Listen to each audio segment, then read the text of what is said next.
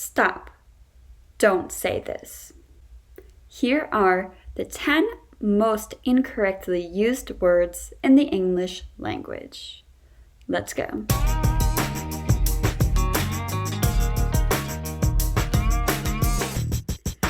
Hi guys, welcome to Study Saturday here at International Yankee English.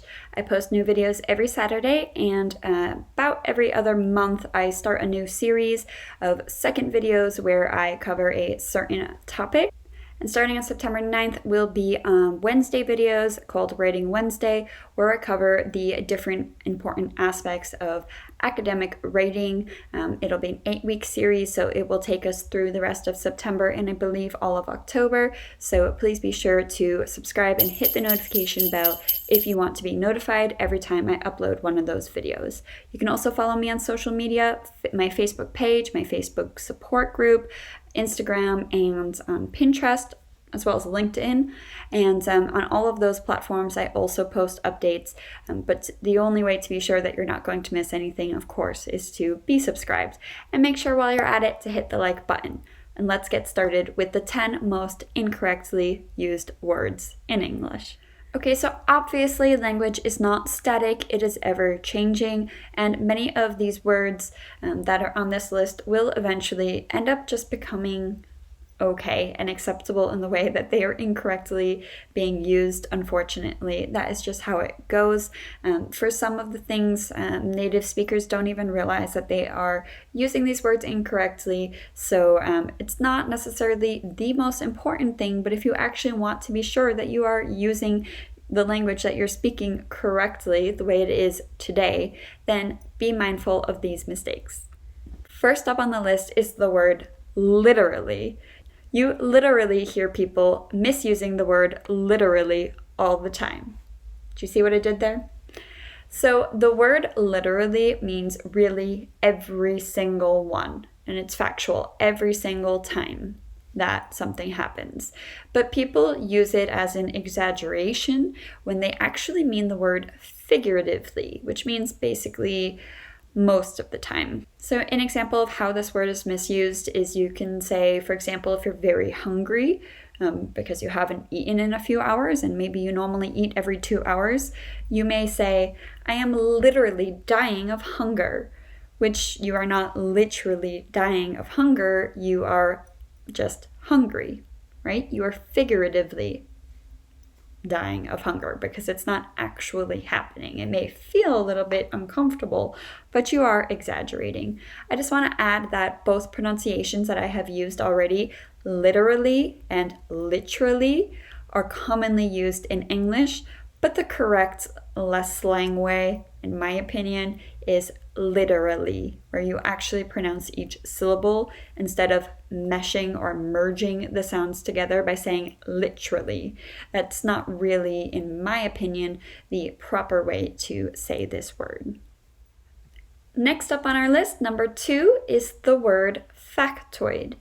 People use this word to mean a small fact, but that's actually not the meaning of this word. The meaning of this word is a false fact. This word was first used by the journalist Norman Mailer in 1973. He wanted to talk about the fact that a fact is not true, and that is when he used or coined this term factoid. I'm going to quote Mr. Mailer here. Facts which have no existence before appearing in a magazine or newspaper. So basically, he was saying stuff that media makes up, or as we would call it in 2020, fake news. I guess Norman Mailer was ahead of his time. Today, people tend to use this word to mean a bite-sized piece of information or a small fact, but they are actually not using the word correctly. Next up on our list is word number 3, and that is irregardless. This word has so commonly been misused that I wouldn't be surprised if it is simply added to the dictionary as correct both ways. The wrong meaning is that it means regardless or without consideration of the circumstances. The correct meaning of it means nothing because it's not actually a word. So people just use irregardless when they mean to say regardless. Next up on our list is word number 4, and that is inflammable. This means that something actually is flammable or able to catch fire. But people think because of the prefix or the prefix at the start, in, that it means that it is not flammable. That could cause a very dangerous situation. Inflammable means it is flammable. It can catch fire. Word number 5 is infer. When you infer something, it means that you are implying something that you aren't actually saying.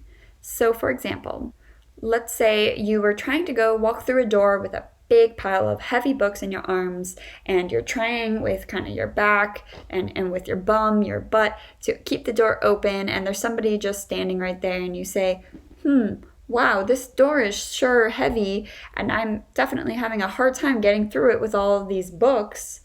And you're speaking to the person standing there, doing nothing to help you, you are inferring that they should help you. You aren't saying it outright indirectly, but you are giving the implication that they should help you. So the reason that infer is incorrectly used is that imply has a very similar meaning. So the word imply means that you are trying to suggest something, but when you imply something, it is a lot more direct. Infer is when you are definitely not being direct at all and you are leaving it up to the other person to figure it out on their own. Whereas when you imply something, you're giving them a lot more information. So for example, you would maybe say with all those books in your hands, excuse me, this door is really heavy. Maybe you could come and help me get through it by holding the door open. So you're not saying you should be helping me, but you're kind of saying maybe it's possible, and you're implying that it would be polite if they would help you. Whereas the first example was beating around the bush, and it was inferring. Okay, the next word on our list, word number 6, or 6 if you're American, like I am, is good versus well. The problem with these two words is that they have the same meaning. They mean that something is positive, it is yay, it's a good thing.